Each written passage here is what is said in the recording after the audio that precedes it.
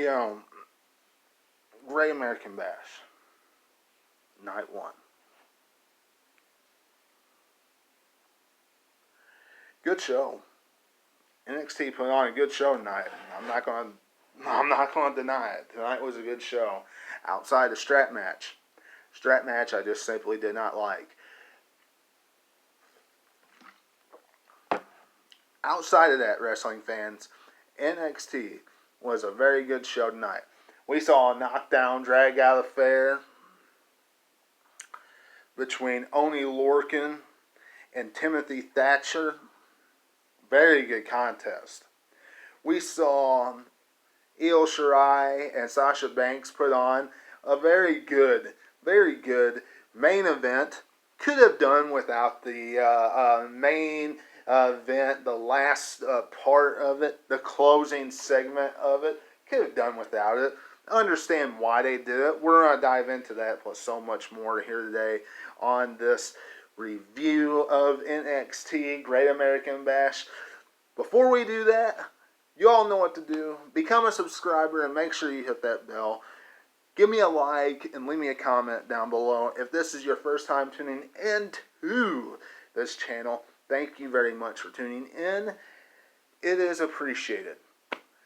Now, wrestling fans, let's dive into NXT Great American Bash. You know, Oney Lorcan versus Timothy Thatcher. Let's just dive into that one first, because that was a knockdown, drag out affair. Absolutely barbaric, hitting each other, classic matchup. I honestly was not a fan of how it ended.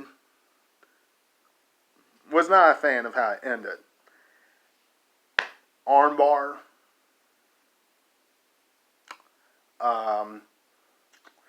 I really think that they could have done something better. Now you have to realize, and those of you that are tuning in to me the first time, you do understand. This is a new guy watching NXT. Yeah, okay. So if that is Timothy Thatcher's finishing move, yeah, I'll get used to it. But seeing it for the first time, somebody tapping out to an armbar and then him wrenching back on it, I wasn't a fan of it.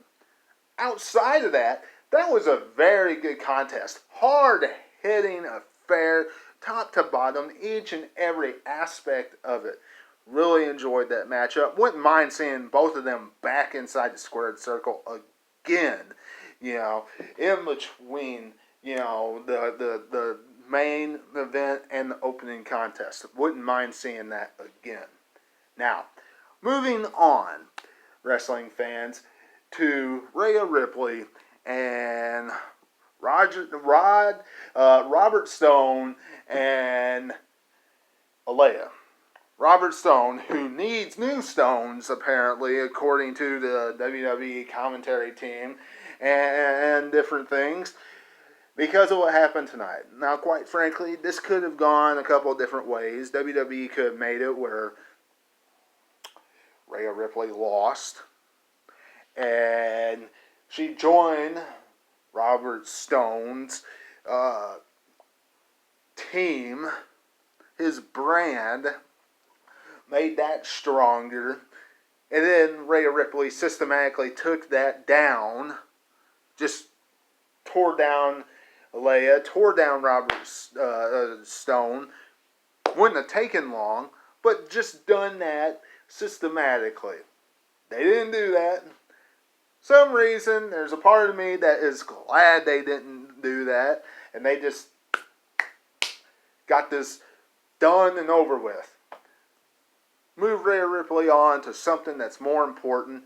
Matter of fact, move Leia and Robert Stone on also to something. And I hate saying that Rhea Ripley is not important, but Leia and Robert Stone, move them on to something that will actually build them up better.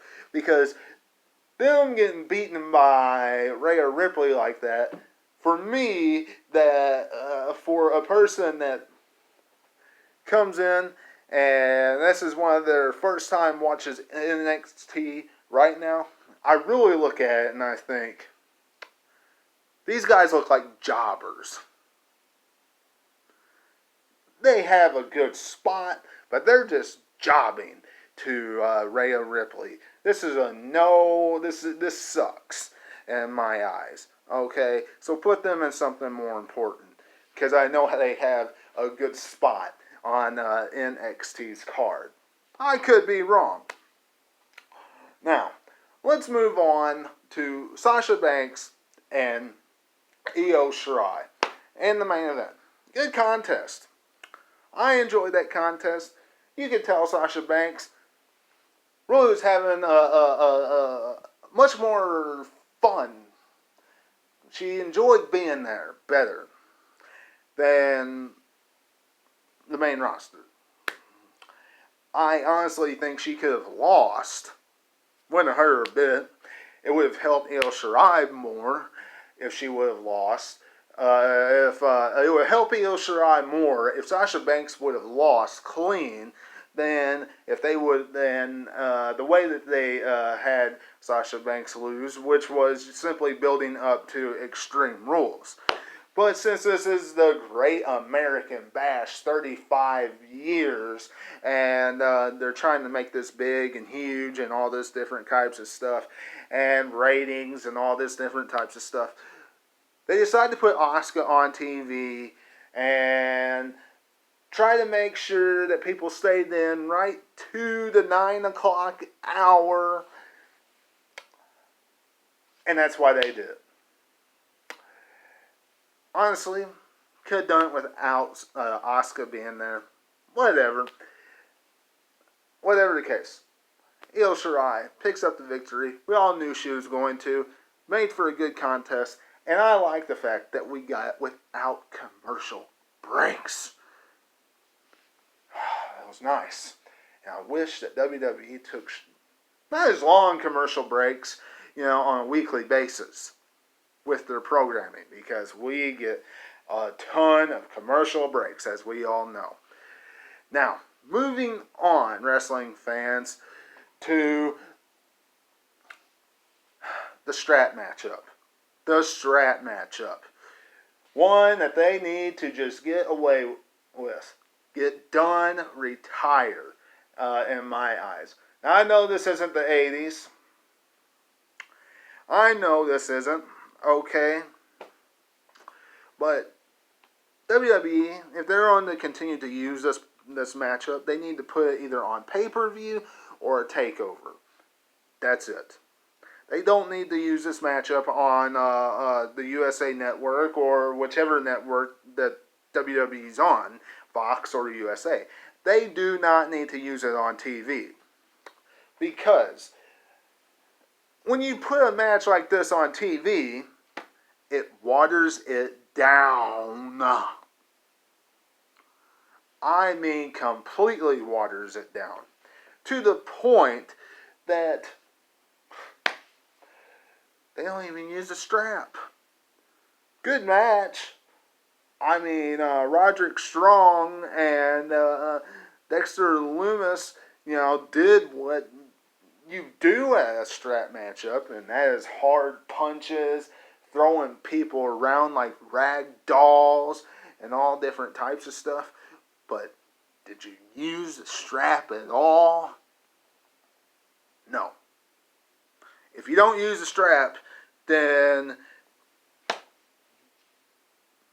it's pointless.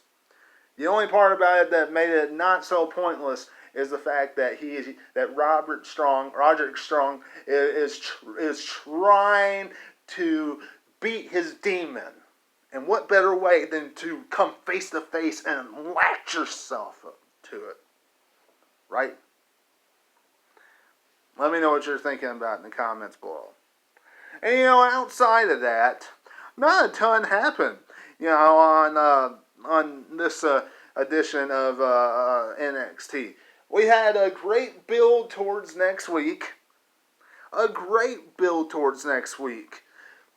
Can't wait to see what happens between Adam Cole and Keith Lee. Who will walk out double champion? Winner takes all. Quite frankly, I think Adam Cole is that close to going to the main roster. Keith Lee, winner next week. That's just my opinion. Let me know what you're thinking about in the comments below. Wrestling fans, all that, plus we saw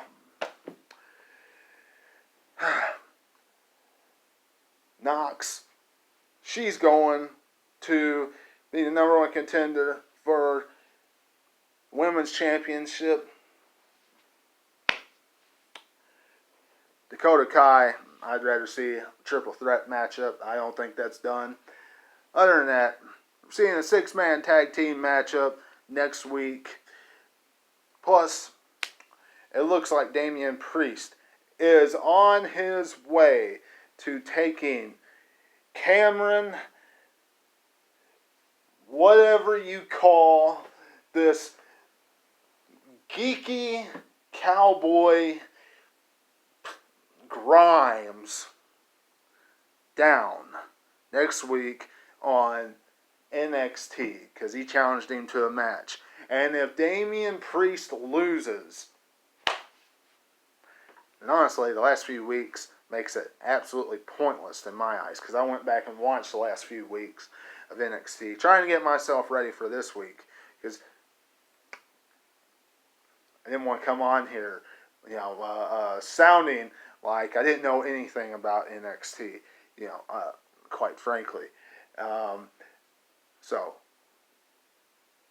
in that case, this has been your NXT review.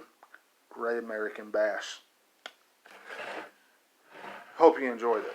Leave me a big thumbs up if you did. You're going to start getting one of these each and every week.